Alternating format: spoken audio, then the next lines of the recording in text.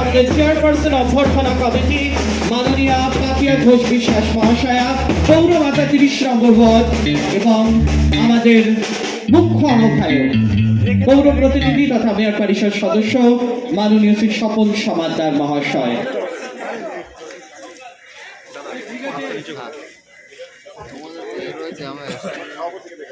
আমাদের সভাপতি মাননীয় অধ্যাপক মাননীয় শ্রী শুভেন্দুলাল ঘোষ মহাশয়কে অনুরোধ জানাবো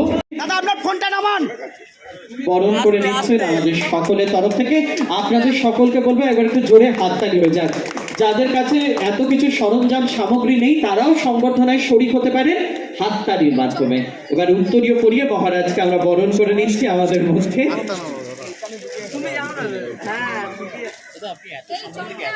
মানে মিষ্টি ভাষী, মিষ্টি প্রদীপ, মিষ্টি বড় প্রিয় আমাদের, তাই বরণ করে নিলাম ওনাকে। গাছের চারা আমরা তুলে দিলাম এবং ভূত অর্থাৎ ভূমি ফুড়ে যা উঠে আকাশের দিকে তাকেই বলে উদ্ভিদ। সেই উদ্ভিদ গাছের চারা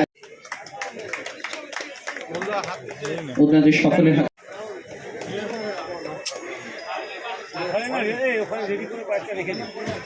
যাক সেই মুহূর্তের জন্য, যখন এই ট্রাইসাইকেলটি বা হুইল চেয়ারটি ওনার হাতে তুলে দিচ্ছি আমরা এবং কামনা করছি আরো স্বাচ্ছন্দ্যের সাথে আরো গতিশীল হোক ওনার জীবন এবং ওনার চলাচল এবং যাতায়াত হোক সুন্দর, নিশ্চিত এবং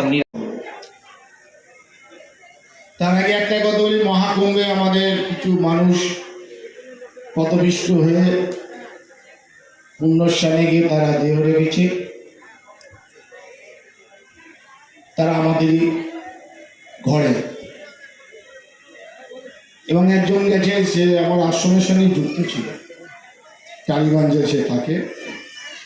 তারা গেছিল, তার মধ্যে একজন সেও দেহ রেখেছে। তা তাদের আত্মার শান্তি হোক, যে পুণ্যস্থানে গিয়ে মুক্তি পেয়েছে সেখানে আমি মনে করি তার আত্মার সেই শান্তি পাবে। যাক, আজকে এই শুভক্ষণে আমি একটা কথা বলব। আজকে মা সরস্বতী বাণী বন্দনায় আজকে স্বপন যেভাবে মেতে ওঠে, আমি সব বাচ্চা ছোট ছোট বাচ্চারাও মেতে ওঠে। আমি আসানসোল থেকে তো আসতেই পারি না, আসানসোলে আশ্রম থেকে যখন বেরিয়ে একটু মোড়ে গিয়ে দেখি একটা করে লাঠি ফেলে রেখেছে, কারণ ওই ওদের পুজো। এবার রাস্তায় তো আছে, তাই স্বপনের এই উদ্যম আমি 4 সালে একবার এসেছিলাম আর আজকেও দেখছি, কিন্তু অনেকটা কম লাগছে।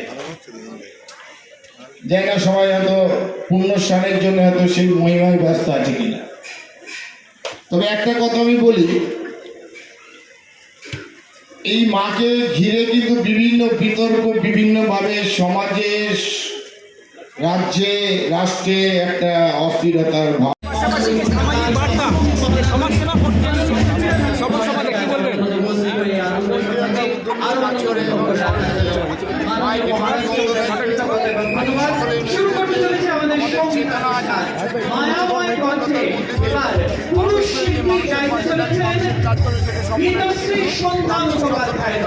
এটাকেই বলে ইন্দ্রচার, আর সেটাই আমরা করতে চলেছি।